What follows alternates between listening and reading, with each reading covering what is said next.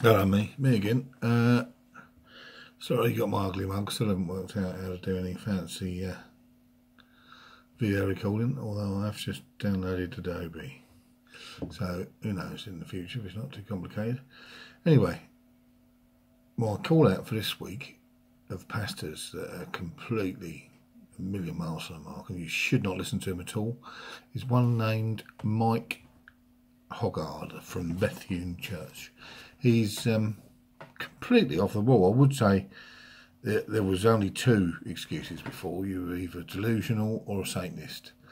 I think in his case, and I don't mean to be rude, but it could be that he's just the biggest buffoon you've ever met in your life. But anyway, I'm not going to use my words. I'm going to use the Bible, and I'm going to use someone else even saying it, so you can't tell me I'm manipulating it. But if your pastor's not using the Bible to teach you about Jesus, then you really are on a completely wrong path. The Bible says very clearly, if you destroy the foundations, then where does a righteous man go? What does he do? You've got to follow the Bible. Forget people who interpret the Bible using their own minds and their own words. So I'm going to go straight over to Genesis and have a listen, see what you think. In the beginning, God created the heaven and the earth was without form and void, and darkness was upon the face of the deep. And the Spirit of God moved upon the face of the waters. And God said, "Let there be light." And there was light. And God saw the light that it was good. And God divided the light from the darkness. And God called the light day, and the darkness he called night. And the evening and the morning were the first day. So there you have it. The evening and the morning were the first day. He created light and dark. So you've got to get your head around this, and I'm no scientist, so I can't tell you what was used. But at the end of the day, the sun and the moon weren't even created, and we already had light days and dark nights. So when science tells you that the sun is capable for all the light on the planet, that's rubbish. It's absolute rubbish. Light and day were created first, on the very first day. I don't know what it is. Perhaps it's some sort of plasma. You know, work it out for yourself. When you get up in the morning, it's light. Night time, as it settles, it goes dark. Now, the light is pretty even throughout the course of the day. Only clouds and seasons change and increase or decrease the light lux levels, if you like. But the light and the dark were created on the first day. Let's have a listen and see what was on the second day, shall we? And God said, "Let there be a firmament in the midst of the waters, and let it divide the waters from the waters." And God made the firmament, and divided the waters which were under the firmament from the waters which were above the firmament. And it was so. And God called the firmament heaven, and the evening and the morning were the second day. So we've passed the second day now. It's still getting light and dark, still no sun and moon, but we now have a firmament which divides the waters from the waters. So not from space, not from planets, not from galaxies, not from universes.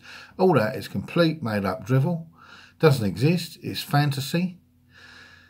Even if you do think it exists, it's not in the Bible. So why are you listening to preachers that teach stuff that isn't in the Bible? Why, you might as well go and watch Mickey Mouse and go, "Oh, I'm a Mickey Mouse fan now, that's my new religion," because it's as much good to you as false testimonies from so-called pastors that aren't using the Bible to discover their truth from. So on the second day, God created a firmament. And the firmament, look it up, go to Wikipedia if you like, just look it up, throughout history has been a solid dome. A solid dome. Not space, not sky, not atmosphere, nothing. Just a completely solid dome. It's described several times in the Bible as molten glass. It's just solid. You can't get through it. We haven't been to the moon. You can't get through it. So all these pastors that think they live in a universe with stars and moons and suns and all of that's just going round and it's millions of miles an hour and thousands of miles an hour, it's just drivel. I'm sorry, but it's drivel, and you've got to stop listening to them now. Let's see what happens on the third day, shall we? And God said, "Let the waters under the heaven be gathered together unto into one place, and let the dry land appear. It's a bit premature And there, I it think. was so. And God called the dry land earth, and the gathering together of the waters called he seas. And God saw that it was good. And God said, let the earth bring forth grass, the herb yielding seed, and the fruit tree yielding fruit after his kind, whose seed is in itself upon the earth. And it was so.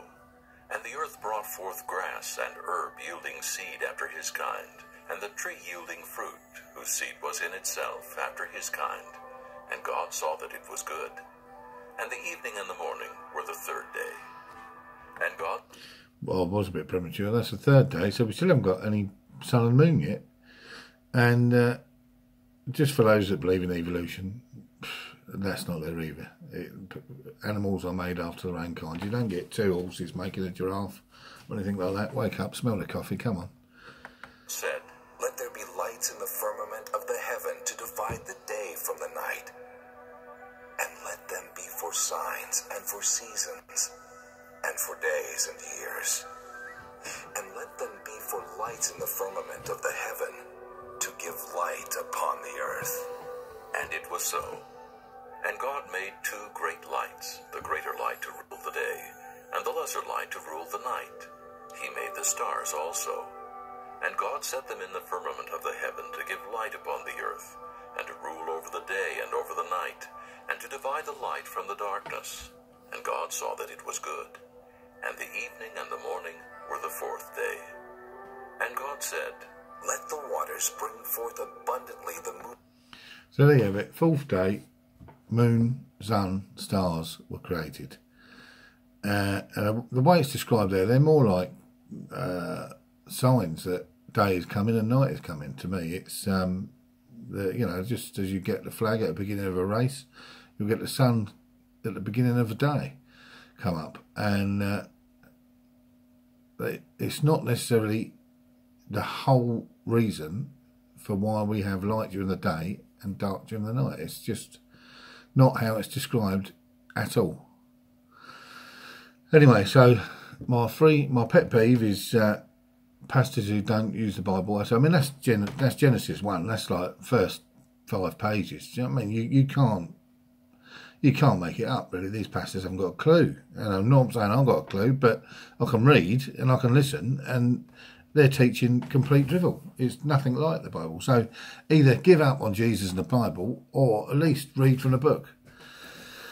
But my pet peeve for this week is buffoon, Satanist or delusional Mike Hoggard. Absolute pillock, really. No other word, sorry. Now, my thing to think about for science this week is flights. My niece lives in New Zealand, and if I fly to her and I'm going with the spin of the planet, surely when I come back and I'm going against the spin of the planet, there should be some differences in time, surely. I mean, they say, oh no, it's like driving in a car, the air's going off. Just get a globe out in front of you, spin it round, run your finger across the top. You don't have to be a great scientist, and you'll soon see that whatever they're saying is absolute drivel. If the planet's spinning at 1,000 miles an hour, you should be going one way at 500, which means that you've travelled at 1,500, and the other way coming back, you're travelling at bloody minus 500. So, I mean, work it out for yourself. If you can't work it out, and I can't really help you, to be honest, but more drivel. Thanks. Next time, I shall introduce another pastor that's a liar. Till then, bye.